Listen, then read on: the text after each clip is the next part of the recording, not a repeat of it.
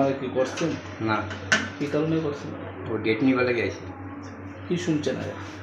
আজ শুনছি গতকাল যেটা আমার বন্ধ, কি কারণে বন্ধ? ওই এসির কারণে।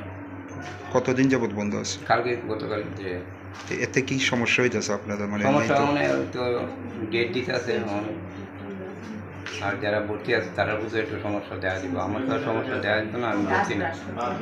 এর দায়িত্ব যারা আছে তারা কি কইছে আপনাদের? তারা কবে? কইছে অনেক কোন দিন জানি ঠিক কোথায় এখন কি করবেন? অনেক ডেট নিম না নিয়ে তো গেলে ওই কোনো কোন জায়গাতে আছে? বেলা করছে।